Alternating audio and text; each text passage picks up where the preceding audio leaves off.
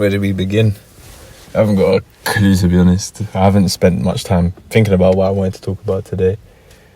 I've been consuming a really interesting audiobook though, called Move Your DNA. I believe the author's name is Katie Bowman.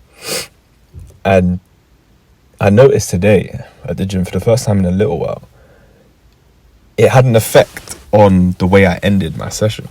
And I found myself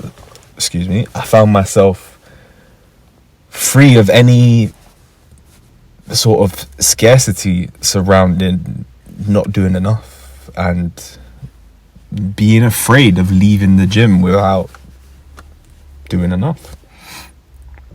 Because once I got to a place where I felt like I was done and I couldn't be bothered anymore,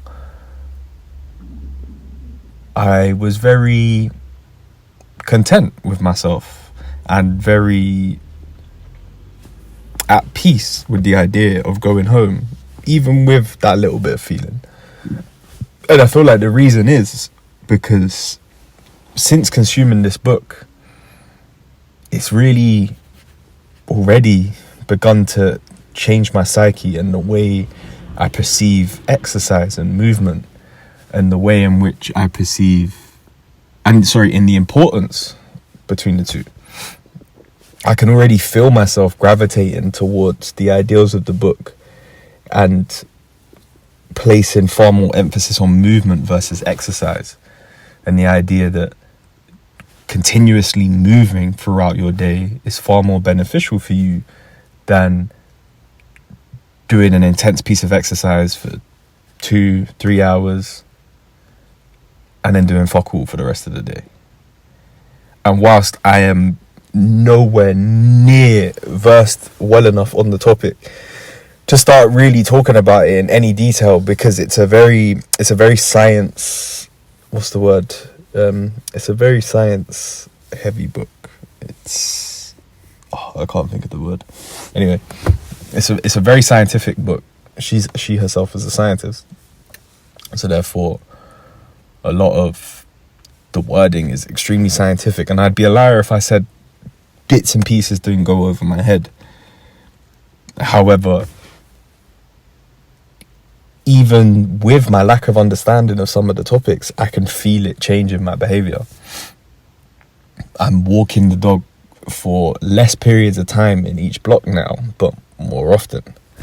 I am sitting on my chair at home less, and therefore when I'm doing a static exercise like some study or just watching shit, I'm moving. Without realizing it, I'm moving.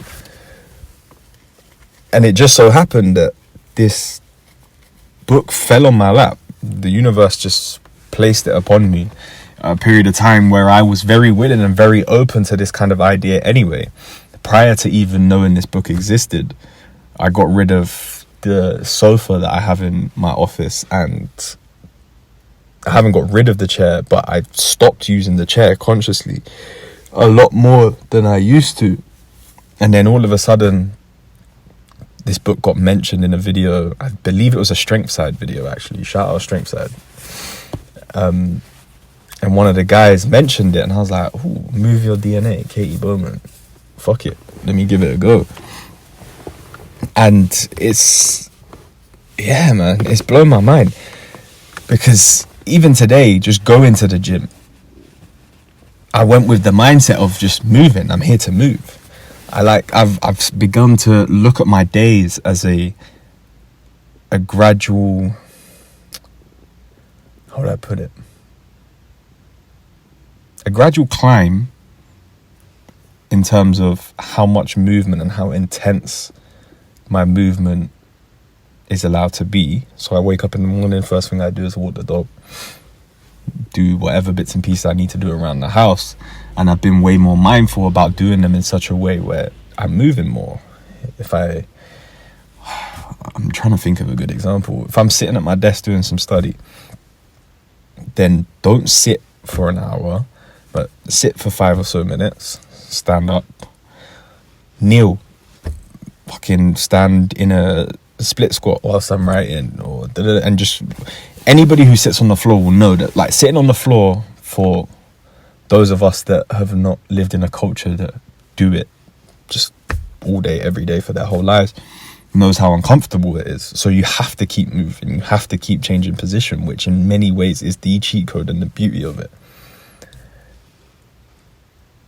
So I've now begun to kind of cultivate my days in such a way where you could look at my movement almost like a chart, like a trading chart, where throughout the day I'm slowly climbing, and then I go to the gym, which is my peak, and then I work my way back down throughout the day until I go to sleep. Now that's as I'm beginning to understand this concept, embody this concept more and change my behavior based on this book more and more. That's kind of the idea that I'm going for, and the way I'm choosing to look at my days. And in the short amount of time that I've been reading it, I'm really, really enjoying the effects it's had on my behavior. I'm really, really enjoying it, I must admit. It's just got me thinking about more and more things and bits and pieces that I can do and play with in and around the house. I'm quite blessed to have a staircase where I can actually hang off the bottom of it because of the way it is. Not the staircase, hang off the staircase, that's really misleading. But regardless, the point being is that I can hang at home and I don't have a pull-up bar or anything. And thankfully, I can hang without my legs being engaged, because I personally believe it makes a really, really big difference when you hang and just completely relax your body versus having to engage various muscles, predominantly your hamstrings, in order to keep your feet off the floor. Yeah, very, very interesting. Very, very, very interesting. A lot to think about, and a lot of new behaviors to adopt. And again,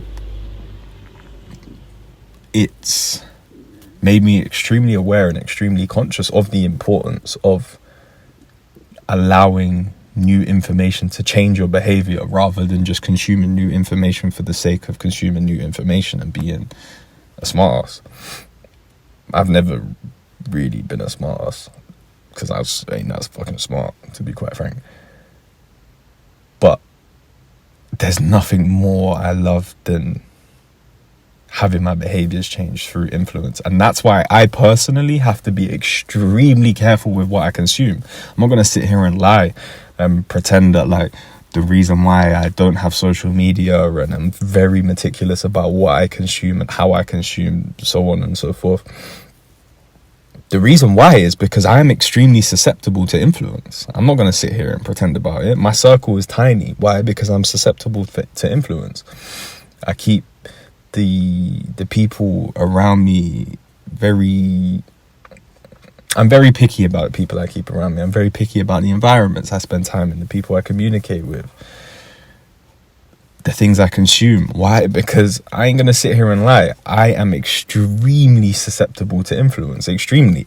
And if I harness that in the right way, it's a superpower for me. It is. I can be reading a new book for 3-4 days, however many days it's been, and I'm a drastically different person to when I started reading the book, and I fucking love that. If you're consuming good shit, then it's a superpower. However, if you're surrounded by the wrong people or consuming the wrong shit, then it's gonna fuck you up and it's gonna plague you, which is why I can't allow myself to do that. Which is why I choose to not allow myself to do that.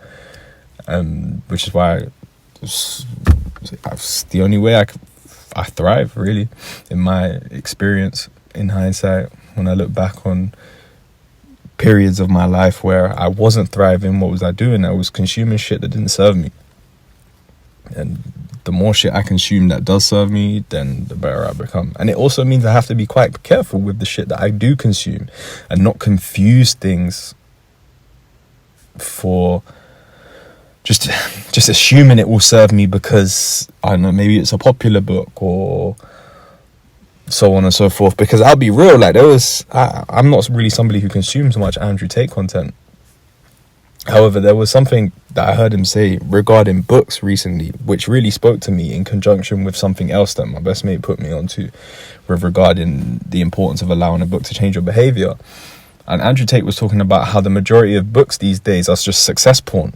It's just people who have achieved success putting it on paper, and I couldn't articulate it better. It's fucking success porn. And that spoke to me because I've read a fair few success porn books. However, the majority of books I've read have been just straight information.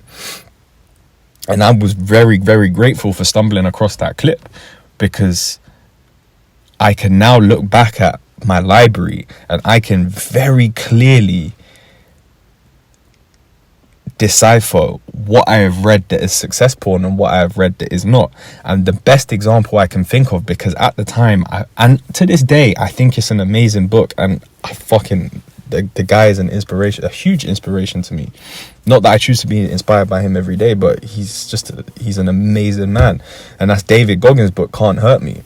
That book was fucking, like, to read that book was insane. Like, it was one of my favorite listens ever, in hindsight. Like, really and truly, like, the actual enjoyment and dopamine that I got from reading that book. Whilst I was reading it, I seldom find in books, and I don't believe I found anything as intensely as that book. However, when I look back on the behavior changes that book brought to me, it was very few. Like, very few, if any. I'll be honest, to this day, have I carried any behavior changes that were inspired from that book? No. That's the harsh reality of it. No. And when I look at that book, in comparison to something like the book that I'm listening to now, Move Your DNA, that book is success porn. That is success porn. I listened to a man pornographically talk about his success, and I got off to it. My dopamine was going through the roof continuously listening to that book. What happens when you fucking have a wank? Yeah, your dopamine goes through the roof. So I have to be very, very careful, very, very, very careful with regards to the books that I allow myself to consume and so on and so forth, because I'm susceptible to shit. And yeah, don't really know where I came from with regards to this shit. It's been a little while. Again, if you made it this far, thank you very much. It became very much a note to self in the end, I think. I appreciate you a lot, and I shall see you tomorrow.